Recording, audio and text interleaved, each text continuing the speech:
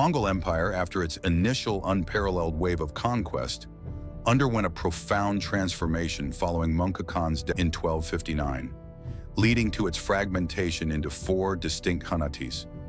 the Yuan Dynasty in China, the Ilkhanate in Iran, Iraq, the Golden Horde on the Pontic steppe, and the Chagatai Khanate in Transoxiana. This fracturing, vividly illustrated by the Toluid Civil War, where Kublai Khan's administrative acumen and logistical superiority from Dadu outmaneuvered Arikbok's reliance on traditional nomadic strength and the symbolic Mongol heartland, and by the bitter clashes between Berke of the Golden Horde and Hulagu of the Ilkhanate over vital trade routes, tribute demands, and increasingly divergent religious affiliations, underscored that imperial power now depended as much on sophisticated governance, meticulous supply chains, and strategic control over vast distances as on sheer military might.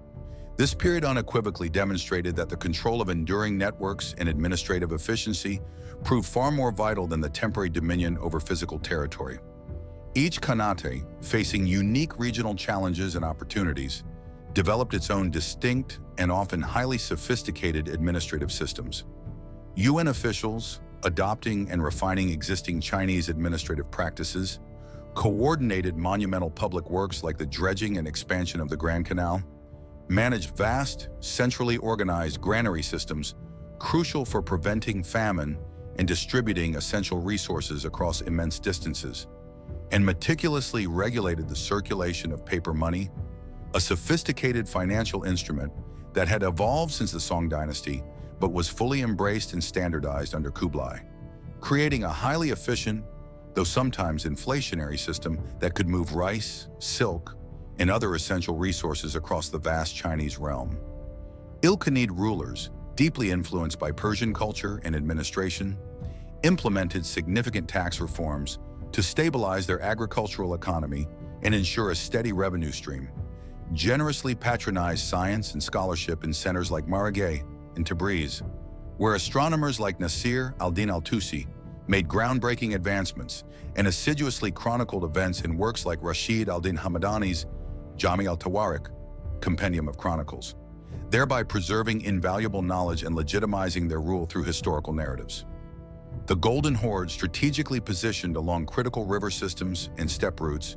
meticulously regulated the lucrative trade in furs, grains, and various other commodities flowing through the Volga and Don rivers, actively opening and securing bustling port cities such as Kaffa and Tana on the Black Sea, which became essential conduits for connecting Mongol territories to the vibrant markets of the Mediterranean and Europe,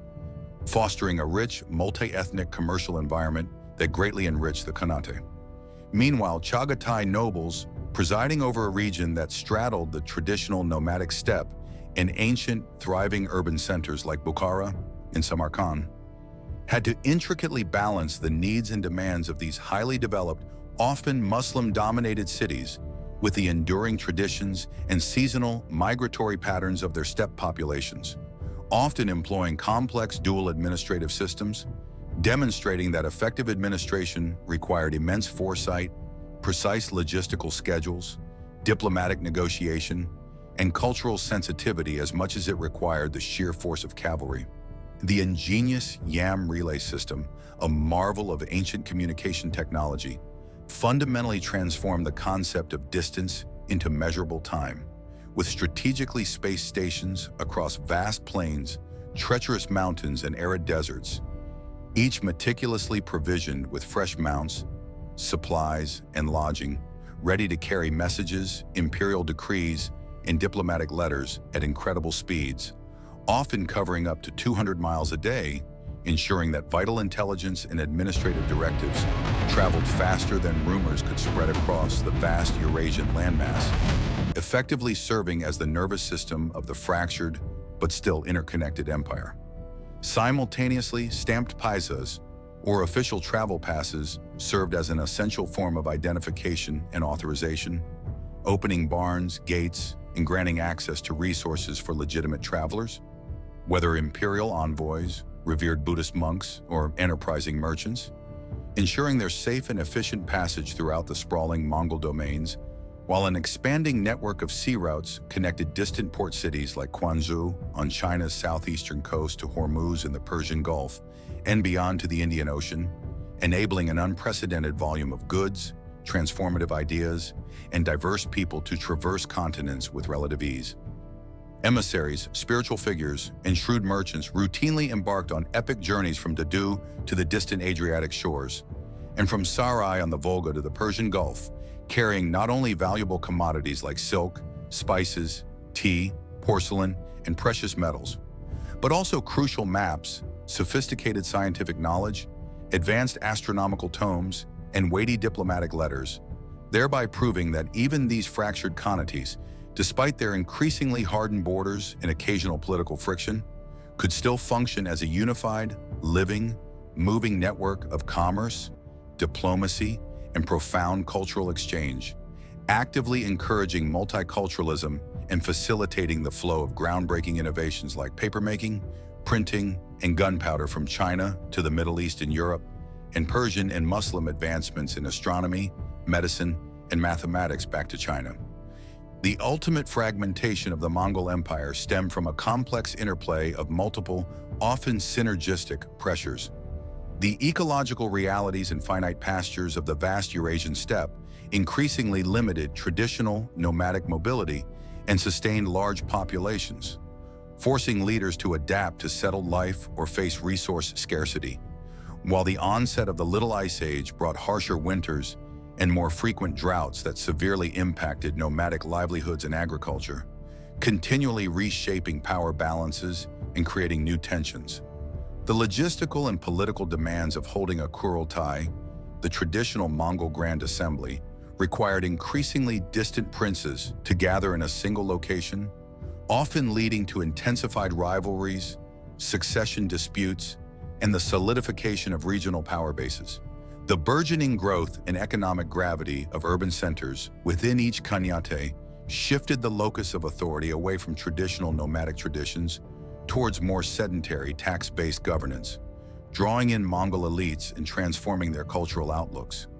Widespread religious conversions, particularly the widespread adoption of Islam by the Ilkhanate, Golden Horde, and parts of the Chagatai Khanate, fostered new ideological divides and reshaped existing alliances within the once religiously tolerant Mongol elite, often leading to internal conflicts based on faith, and each Khanate diligently defended its own distinct ledger of trade and tribute, fiercely protecting its economic interests and contributing to the hardening of political boundaries. Yet remarkably, despite these manifold internal and external pressures, the extensive network of roads established by the Mongols remained safer than ever under their protection, creating an environment that stimulated a level of intercontinental trade and cultural exchange never before seen. Technology and ideas traveled with unprecedented rapidity across Eurasia, and meticulously kept chronicles, from the secret history of the Mongols to Rashid al-Din's Jami al-Tawarik, preserved detailed accounts of victories, defeats, and the everyday stories of diverse peoples, ensuring a profound continuity of knowledge, culture, and historical memory across generations. The rich tapestry of human experience was intricately threaded through this vast, dynamic system, profoundly highlighting the myriad ways ordinary people sustained its extraordinary function. Dedicated foremen in Dadu tirelessly ensured that critical canals were dredged and maintained, not just for irrigation, but for transport, thereby keeping burgeoning cities fed, productive, and connected. Resilient Volga boatmen, navigating the vital river trade routes of the Golden Horde, learned multiple languages and intricate dialects to facilitate complex trade negotiations and efficient tax collection from diverse populations, from Rus to Bulgars, shaping their cosmopolitan identities. Scholarly scribes in vibrant centers like Samarkand meticulously preserved records of both grand military campaigns and the nuanced rhythms of local life, from agricultural yields and land deeds to legal disputes and astronomical observations, acting as the custodians of knowledge. And vigilant guards, often a mix of veterans or local recruits from diverse ethnic backgrounds, diligently patrolled the yam routes that once bore the thunder of battle, now softly lit by lanterns to guide weary travelers through the night. while wild animals like wolves, symbolic of the untamed steppe, instinctively kept their distance from these beacons of civilization and human endeavor, all vividly demonstrating that the intricate networks of commerce, governance, and communication were not abstract concepts but were meticulously maintained day by the daily efforts, ingenuity, and cultural adaptation of countless individuals, even as the formal political unity of the overarching empire frayed into separate entities. Across these disparate Khanates, thriving cities rose from what were once temporary nomadic camps, brilliantly blending the famed speed, adaptability, and martial traditions of the steppe with the enduring craft, administrative sophistication, and sedentary customs of urban life. Sarai, Dadu, Tabriz, Samarkand, and Bukhara blossomed into magnificent cosmopolitan centers of culture, sophisticated commerce, and efficient administration, serving as crucibles for artistic innovation and intellectual exchange. While countless caravans, couriers, and ships continued to carry valuable goods, invaluable people, and transformative knowledge along the same ancient veins once almost exclusively trodden by armies. By the death of Kublai Khan in 1294, the expansive Eurasian map bore not a single unified imperial sun, but four distinct Mongol suns, each shining with its own noon, with the lines connecting them capable of igniting intense conflict or sustaining robust commerce and diplomacy. And for several decades thereafter, couriers, intrepid merchants, and laden ships moved along shared schedules, ensuring the continuous flow of critical information. Innovative technology, such as advanced cartography, printing techniques, and sophisticated siege engineering, and diverse goods until the tumultuous arrival of the next century, which brought the devastating scourge of the Black, profound political realignments, and the emergence of new regional powers that irrevocably reshaped the rhythm and destiny of Eurasia.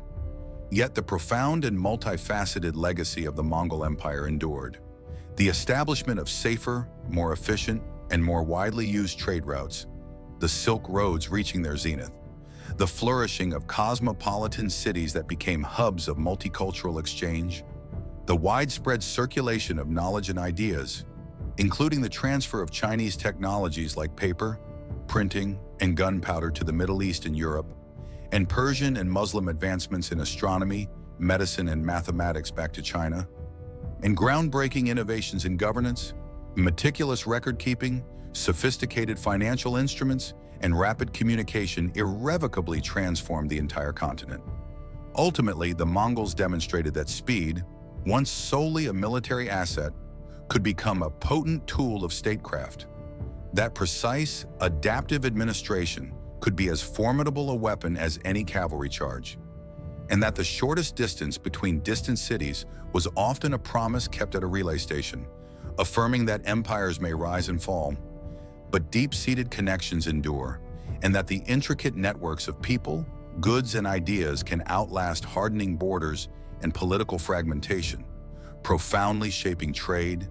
technology, and human life for countless generations, leaving behind a world forever altered by the immense reach, sophisticated organization, and ingenious adaptability of a civilization fundamentally built for relentless motion, but ultimately grounded in the careful management of its cities, its extensive roads, and the boundless ambitions and collaborative spirit of its diverse populace, thereby teaching the world enduring lessons of governance, commerce, and connectivity that continue to travel farther and last longer than any fleeting conquest. Please subscribe.